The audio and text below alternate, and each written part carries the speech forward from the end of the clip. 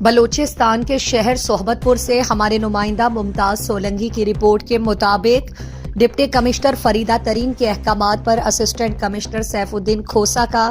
دیگر عملے کے ہمراہ مین سٹی صحبت پور بازار اور سستی ریڑھی والوں کا اچانک دورہ کیا اور وہاں پر صفائی ستھرائی، سرکاری ریٹ لسٹ اور خریداروں سے ریٹ کے حوالے سے بات چیت کی۔ اس موقع پر اسسٹنٹ کمشنر سیف الدین کھوسا نے دکانداروں کو سرکاری نرخ نامے کے مطابق سبزیوں کی فروخت یقینی بنانے کی ہدایت کی۔ انہوں نے واضح کیا کہ ضلع انتظامیہ کے احکامات کی خلاف ورزی کسی صورت برداشت نہیں کی جائے گی اور خلاف ورزی کرنے والوں کے خلاف سخت ایکشن لیا جائے گا۔ اسسٹنٹ کمشنر نے وہاں پر موجود خریداروں سے بھی بات چیت کی اور کہا کہ وہ ناجائز منافع خوروں کی اطلاع فوراً ضلع انتظامیہ کو دیں تاکہ بروقت کارروائی کی جا سکے۔ انہوں نے مزید کہا کہ ضلع انتظامیہ عوام کے مسائل کے حل کے لیے ہر وقت ممکن اقدامات اٹھا رہی ہے اور کسی بھی صورت میں عوام کے حقوق کی پامالی برداشت نہیں کی جائے گی۔